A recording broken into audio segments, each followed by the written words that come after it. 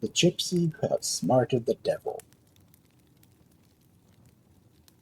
In Moravia, many, many years ago, there once lived a gypsy who had saved enough money to buy a plot of land. Unlike other gypsies, he did not care for the wanderer's life. He did not enjoy moving from campsite to campsite, from town to town. All he really wanted to do was to settle down in the country with his pretty young wife and farm some land. Finding the right farm, however, was not easy. Usually the land was too expensive, or the soil was too rocky and dry, or where there was insufficient grazing land. He had searched for nearly a year and used up a part of his savings when, quite unexpectedly, he came across a plot of land that appeared to have all of the qualities for which he was searching. When he asked who owned the land, he was surprised to learn that it belonged to the town. This puzzled him. He could not understand why three farmers whose land adjoined this particular plot had never purchased it. At the same time, this information also pleased him because he knew that it would be easier and less expensive to obtain land from the municipality than from a farmer. A farmer might be anxious to make a profit. Thus, he went to town to speak with the mayor, and the gypsy was completely taken aback when he was told that he would be able to buy the land for a mere 2 ducats. "How can this be?" asked the gypsy. "My dear man," said the mayor severely, "in all fairness, I must tell you before you purchase this particular plot that the reason it is so expensive is very simple. Nothing will grow on it. Many a farmer has spent days, even weeks, tilling the soil and planting all sorts of crops, but nothing, not even grass, will grow on it." "That is most curious," said the gypsy, shaking his head, "because I know enough about land to know that the soil is really quite good. Perhaps all the others have missed some trick." "I doubt that," answered the mayor, "but if you still want to buy it, go ahead. But I must warn you that I will not refund any money to you." Soon the necessary papers were drawn up and signed by both parties, and the gypsy proudly returned to his land. So interested was he in building the house as soon as possible, he immediately took a shovel and began to dig. Before he was a foot into the earth, a man dressed in a brilliant red coat was suddenly standing before him. "You cannot dig there," the stranger said in an angry voice. "This land belongs to us." "You must be mistaken," replied the gypsy, and from his pocket he pulled out the deed that proved his ownership. "I am not in the least bit interested in whether you or not the mayor sold this plot to you," replied the stranger. "Let me introduce myself. I am the devil. I tell you with all the authority I command that this land belongs to me and my companions." "Even if you are the devil," replied the gypsy, quite unafraid, for he knew the devil could do no harm to him, "this land belongs to me. I've spent hard-earned money for it, and I intend to build my house here and farm the land." "Look here," said the devil, who now realized that the gypsy was not going to intimidate him. "Once a week I come out and play and to have fun. This isn't a good place for you or any mortal being to live. I can assure you the noises we make would be unbearable for you to listen to, and you and your wife and children would be most unhappy."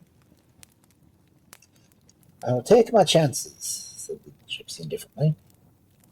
"That will never do," replied the devil. "I'll tell you what I'll do.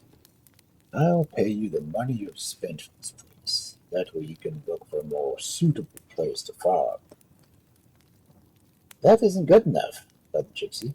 "I've looked everywhere, and I haven't been able to find a place for the money I'm able to spend. If you want to sell me this place, you will have to pay much more than me."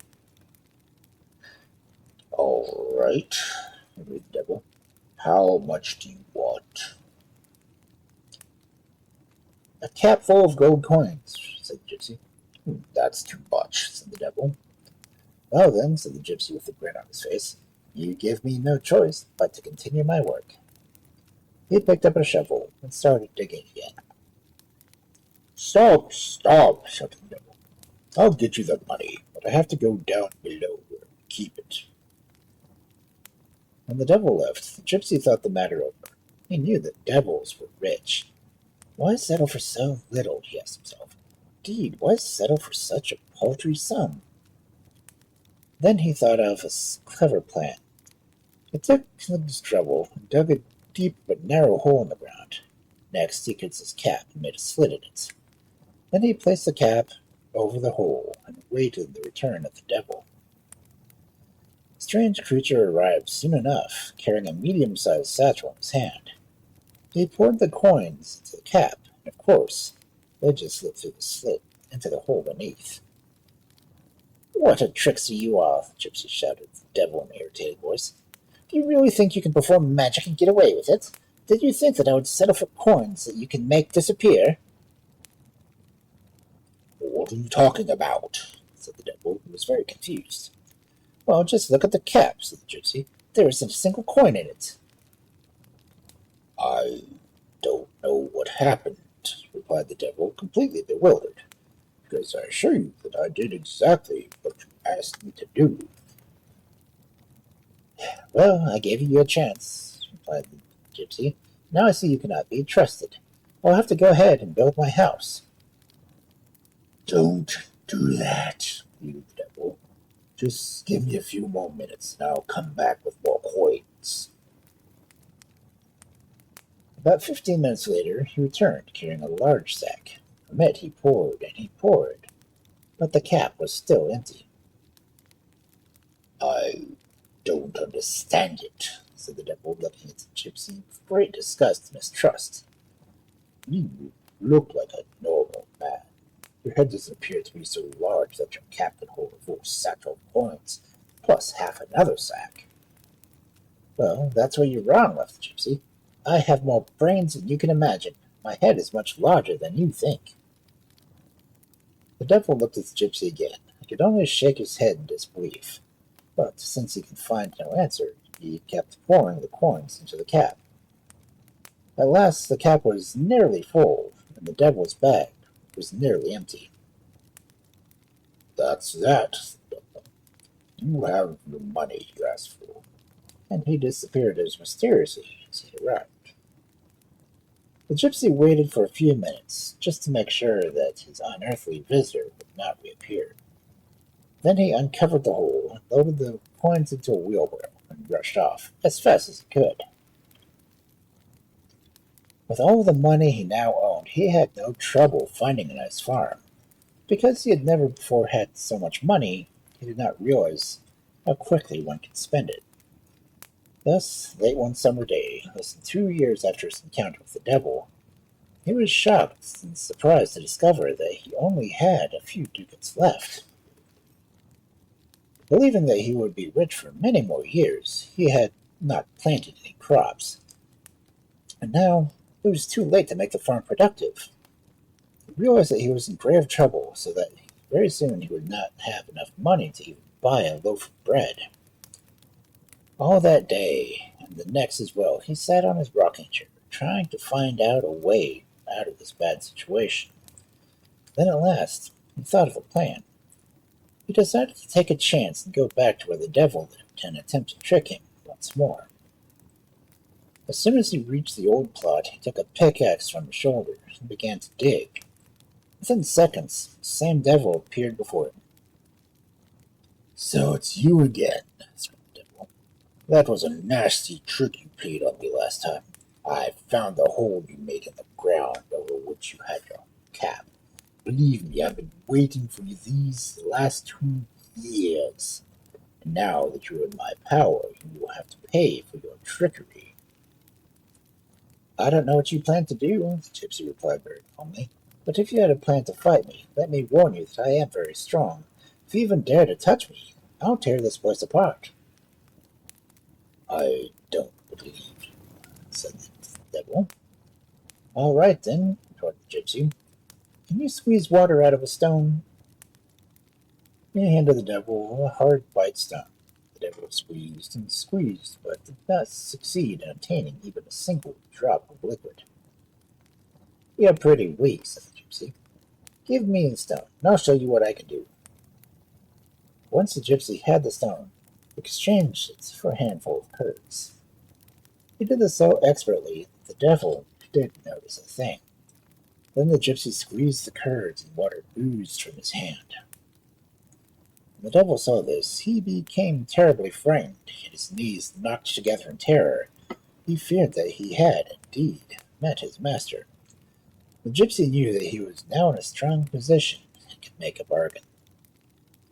"Let me tell you," he said, "I am so annoyed with your behavior that I'll tear up this piece of land just to show you that you can neither threaten nor talk to me in the way that you just did."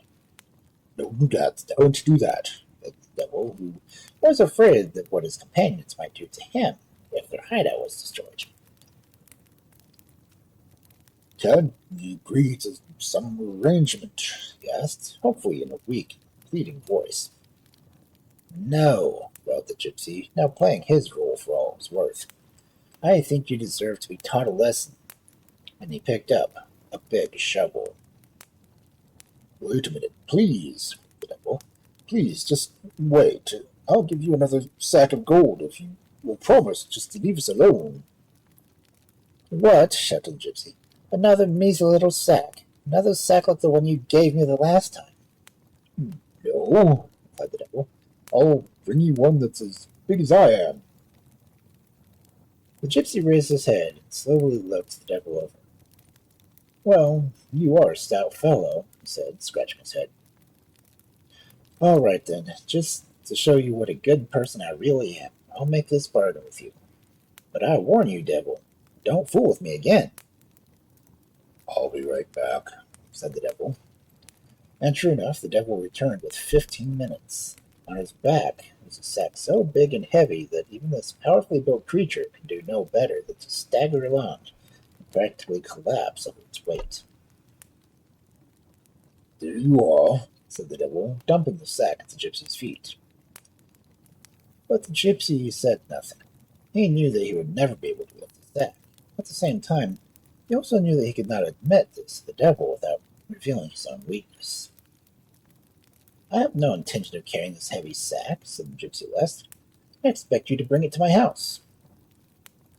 Hearing this, the devil became enraged, and was in no mood to carry such a heavy load any great distance. "All right, then," said the gypsy when he saw the devil was hesitating. "Our deal is off. I'll just amuse myself breaking up your hiding place. That's what I came here to do in the first place." "No, no, don't do that," panted the devil, who was still out of breath. "I'll do as you ask." He picked up the sack, and the gypsy led him towards his farm. After a few hours of walking, they reached the gate of the gypsy's home. The devil dropped the sack at the gate and ran off as fast as he could, afraid that the gypsy might ask him to perform some other chores. Of course, the gypsy was all too relieved to see the devil depart in such haste. Although he had fooled him, he feared that the creature might suddenly realize that he had been tricked. After having placed the coins in several coffers, Gypsy talked with his wife. Two of them agreed this time that the money would be put to good use. The very next day, the gypsy went into town and hired several experienced farmhands. Within a few years, his crops were plentiful, and the sale of the crops and fruit afforded them a good living. Never again did the gypsy venture near the place where the devils lived, for he understood that he had been extremely lucky. He knew that there was no sense in tempting fate a third time.